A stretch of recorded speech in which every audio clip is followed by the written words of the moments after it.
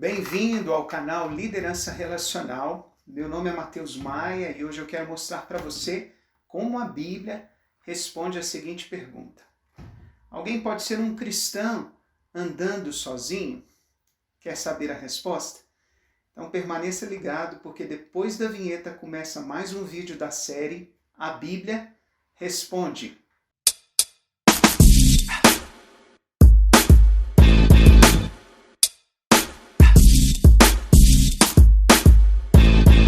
E pessoal, agradeço a todos que têm deixado os seus comentários e também têm compartilhado os vídeos e curtido. Ore por mim para que Deus me use com clareza e sempre dentro da sua palavra. Sempre. Um dos pressupostos para os vídeos que eu gravo, talvez o principal, é de que considero a Bíblia a autêntica palavra de Deus. Além da própria se apresentar como a palavra revelada de Deus, existem diversos outros motivos, já ditos em 5 episódios gravados aqui, que eu creio que todos cristãos e também não cristãos deveriam assistir. Nesses episódios eu descrevo vários fatos que não deixam dúvida sobre a inspiração divina da Bíblia.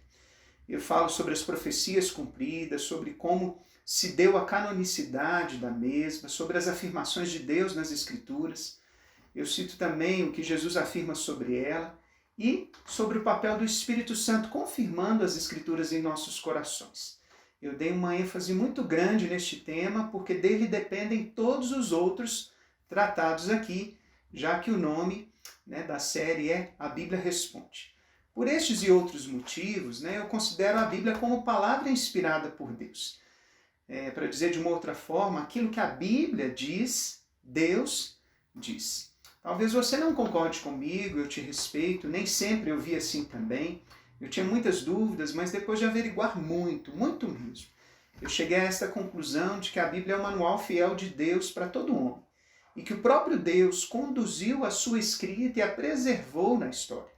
E de que estas palavras não são ultrapassadas, pelo contrário, são eternas e atuais e nunca passarão. Por isso todo episódio que gravamos dessa série A Bíblia Responde está baseado no que a Bíblia diz. E a pergunta que queremos hoje olhar para as Escrituras e responder é: alguém pode ser um cristão andando sozinho? O que você pensa? O que você acha? O que eu acho?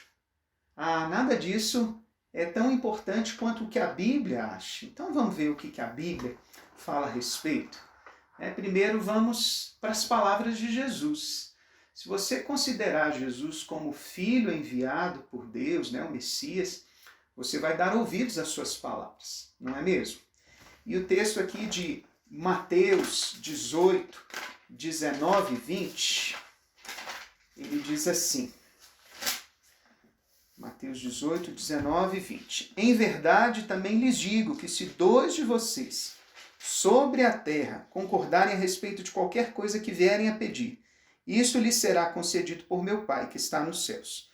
Porque onde estiverem 2 ou 3 reunidos em meu nome, ali estou no meio deles. Como nós dissemos, palavras de Jesus. Jesus, ele é o motivo de existir ou da existência de uma comunidade de fé viva, da igreja verdadeira de Deus. Ele é o cabeça da igreja, ele é o Senhor da igreja. Muitos dizem que Jesus não veio formar uma igreja. Na verdade, ele não veio formar mesmo, ele veio reformar a igreja que já existia. Ele veio estabelecer uma nova aliança pela qual a igreja anterior seria reformada e firmada a partir de agora nele, como cabeça. Alguns dizem que Jesus não tinha igreja.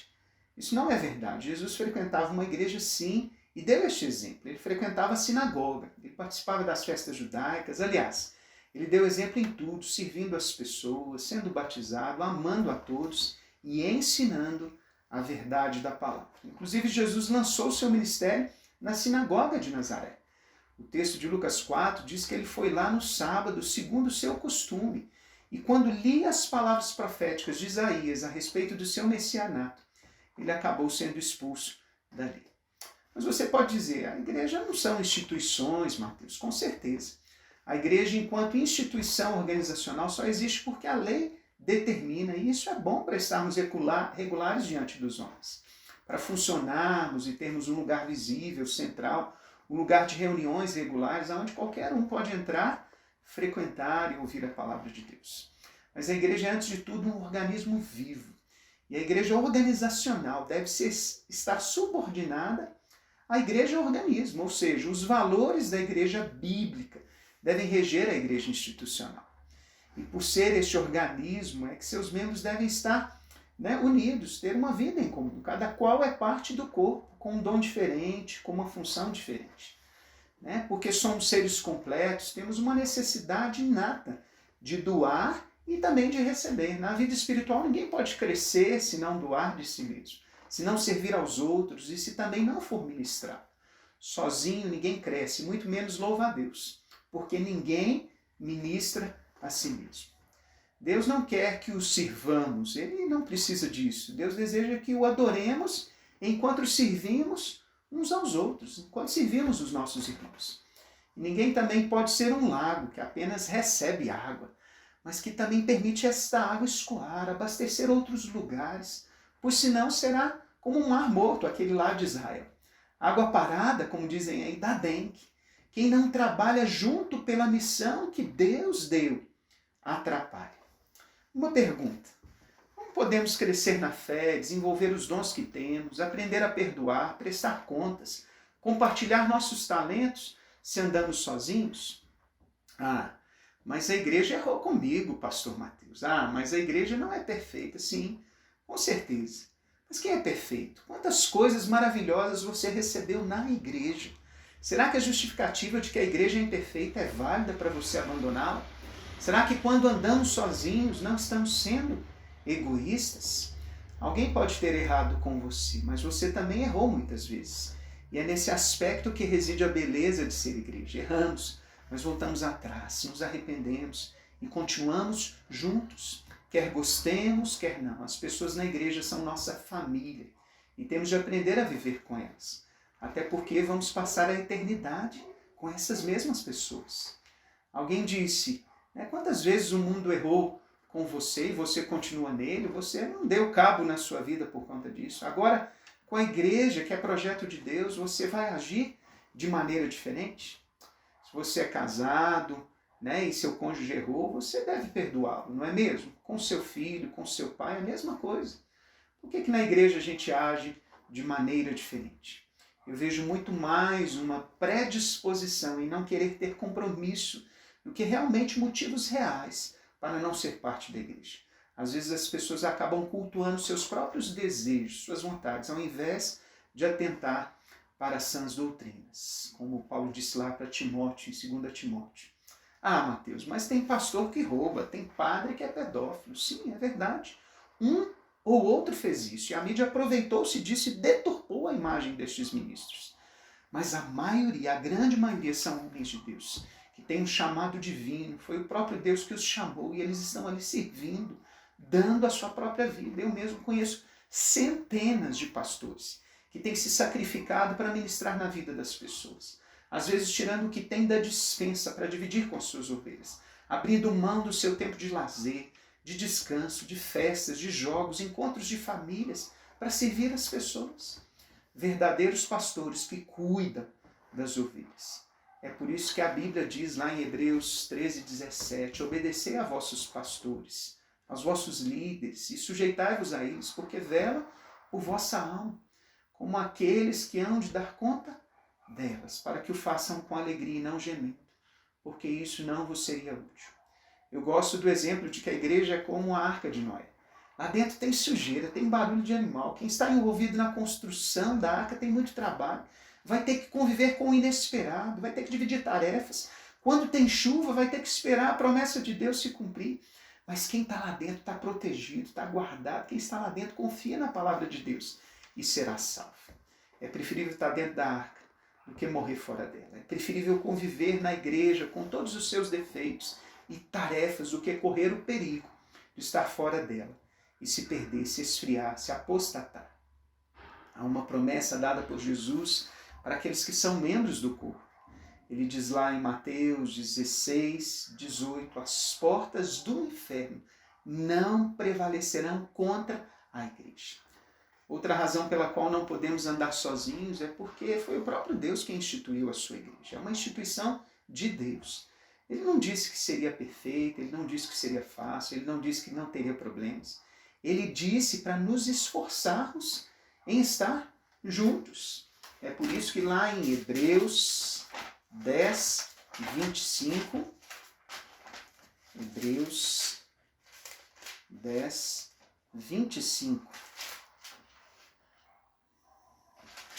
diz assim: não deixemos de nos congregar, como é costume de alguns. Pelo contrário, façamos admoestações, ainda mais agora que vocês veem que o dia se aproxima, a volta de Jesus. Um dos problemas é que muitos veem a igreja com olhos humanos, apenas como uma instituição, e não entendem que a igreja se trata de relacionamento entre homens, né, e entre o homem e Deus. Onde 2 ou 3 estiverem reunidos em meu nome, eu estarei, diz o Senhor, uma reunião de amigos que amam a Deus. O chamado aqui em Hebreus não é simplesmente para congregar, mas relacionarmos uns com os outros. A congregação deve levar ao relacionamento. Se não nos relacionamos, não nos amamos. E se não nos amamos, não somos de Cristo. É o que diz 1 João. A Bíblia mostra claramente um projeto de Deus através da igreja. A igreja não é o reino de Deus, mas é a agência de Deus aqui na terra. Por meio dela, todas as nações da terra serão abençoadas. Lembra-se lá da promessa de Abraão? Gênesis 12, de 1 a 3. Em Cristo hoje, quem não é judeu também foi enxertado na videira. Videira que é símbolo da nação de Israel. A Bíblia também mostra que Deus não aceita uma fé separada do corpo de Cristo, a sua igreja. Aqui em Efésios, Gálatas, Efésios 4, 15 e 16,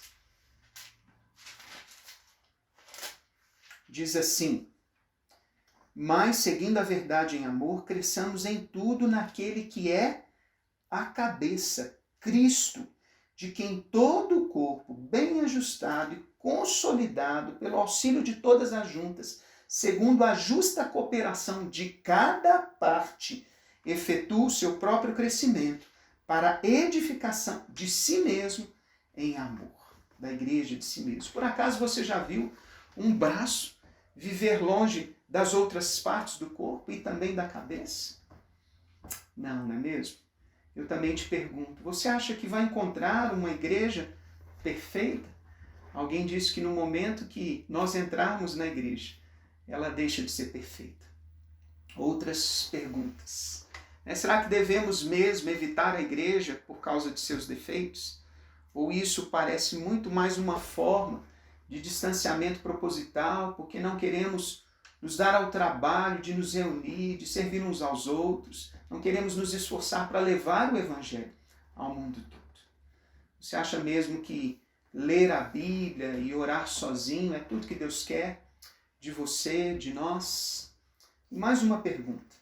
Você concorda comigo que o isolamento é fruto do individualismo? Para terminar, eu quero contar a história do homem que começou a questionar o porquê de permanecer na igreja. Ele questionava a razão pelo qual frequentar tantos cultos, ouvir tantas horas de sermão, orar juntos por tantas vezes, aconselhar pessoas a ser aconselhado, reunir para estudar a palavra, para fazer cursos, confessar os seus pecados uns aos outros. O mesmo fez até um cálculo de quantas horas, ele tinha passado ali nos cultos, participado, duvidando dessa maneira da eficácia das reuniões. A pessoa que o ouvia também o questionou o porquê de comer todos os dias, de beber água todos os dias, de dormir todos os dias, de tomar remédio quando precisava, de descansar, de fazer outras coisas para o bem do corpo e da mente.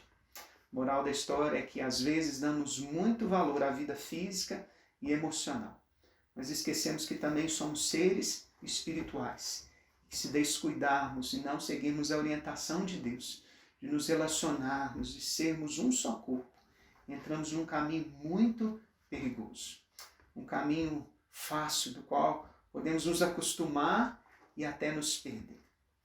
Por isso, vigie, volte logo para a comunhão com os santos, volte para a casa do Pai. É preferível andar naquilo que Jesus nos ensina, do que correr o risco com doutrinas e filosofias humanas. Eu termino aqui mais um episódio da série A Bíblia Responde. Esclareceu? Te abençoou? Então não deixe de contribuir, dando seu joinha, fazendo seu comentário, compartilhando esse vídeo para todos os que precisam também de conhecer a verdade da palavra de Deus. E lembre-se, leia e obedeça a Bíblia, para que tenha uma vida de muita sabedoria e alegria. Um forte abraço.